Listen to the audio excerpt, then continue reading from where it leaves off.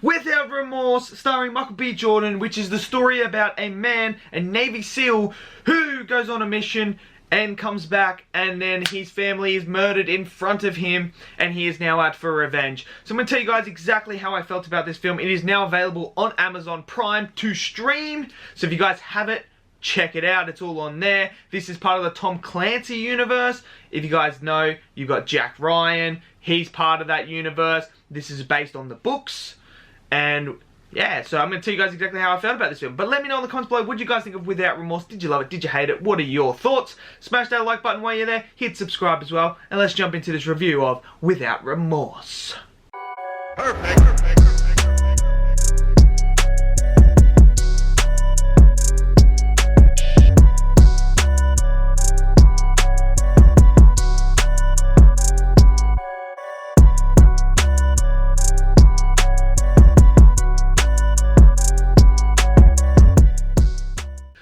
Okay, so Without Remorse starring Michael B. Jordan. Look, this was on my top 10 most anticipated movies of the year. I was super excited to see this film. I read what it was about. I haven't read any of the books, so I had no idea. Going in blind, saw the trailer for this, and it just hyped me up even more. I already read it and thought it was unreal. Then I saw the trailer and I was like, oh my god, I cannot wait. So I marked it down on my calendar when it was coming out. I was super excited. I was hoping to see it in the theater, but unfortunately it just dropped out on streaming. But what did I think about it? That's why you're all here. Look, I'm going to tell you right now. I enjoyed this film. Is it perfect? No.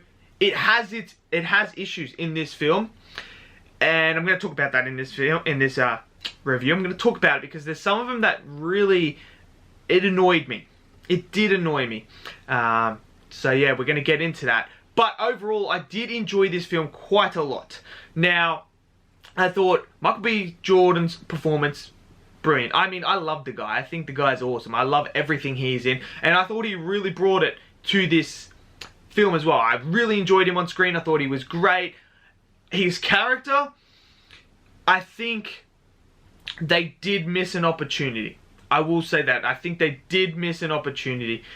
While I did connect with his character because of the events that happened in this film, I just felt like they missed really giving me this broken character who is willing to do anything and everything to get his revenge. I think, so, for instance, John Wick. Let's use John Wick as an example. When the dog dies, you're like, oh snap. And John Wick will do everything and anything to get his revenge. He will kill anyone, stop at nothing to get there.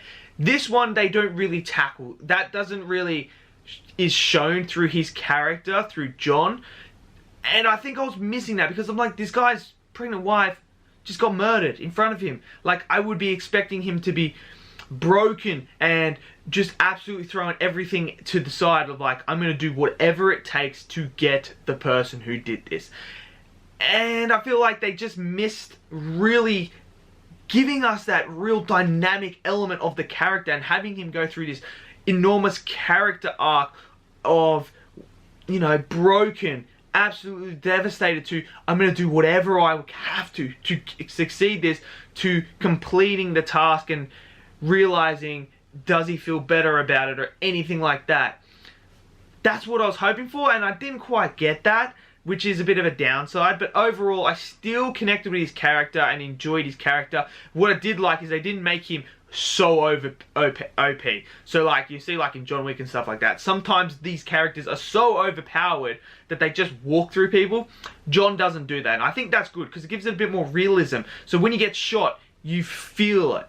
You feel it. You see him. He's struggling after being shot here in the shoulder and that. It's not just bam, takes a bullet and then just comes in and hand to hand and boom, dead. He takes the bullet and you actually feel the impact in that. And I thought that was great. I like the realism of that. The other characters, they did quite a good job as well. There is one character that they make you absolutely hate and question all the time. It was great. This is a very conspiracy story, and I like the spy conspiracy story elements. Hence the reason why I love Winter Soldier. I love these sort of conspiracy stories with the spy elements. I love it, and I thought that was great. I thought that was now perfectly. I thought the story was great. I had no problems with that. Yeah, overall I enjoyed that whole aspect. The score was great. I enjoyed the score quite a lot as well. The action was great. The action was phenomenal. I loved the gunfights. I loved it all. And what was good is they had story, narrative to the fights. They weren't just there for visual noise. They actually had narrative and purpose to it. And there's some really cool, thrilling moments where you're on the edge of your seat and you're like, oh my god, how is he going to get out of this situation? And that's great. And I love when they do that. Like, they make me feel like, oh dude, he's backed into a corner. I don't know how he's going to get out of this. And then when he does, you're like, damn, he just scraped through that. Which I thought, I really enjoyed that aspect. However, there is some problems. One is obviously the character. I think you could have done a lot more with him as well. But the biggest main issue that I had with this film that really annoyed me quite a lot is the filters and lighting in this film. I'm sorry, but what the fuck was that? So, when you open up and they're in like Iraq or wherever they are, they're somewhere and they're like in the Navy SEALs and they're doing that. And it's the way it's edited. It's not like the way it's edited. It's the lighting of the different shots that really put you off. 1 minute it's more like, you know, it's nice, cool, I can see that. And then all of a sudden it cuts to a next bit as it's been edited. And the next scene has this like greenish, yellowish lighting tinge to it, and it's very off-putting. It's as if someone turned on a light, like they're like, do the first bit, and they're like, oh, we forgot to turn the light off. Boom, they turn the light off, and then it goes back to the other scene where it's like natural lighting thingy again. And I'm like, why are they doing that? And this was throughout majority of the film.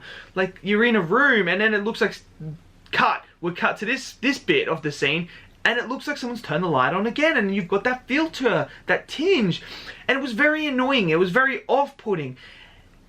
I don't know why they did that.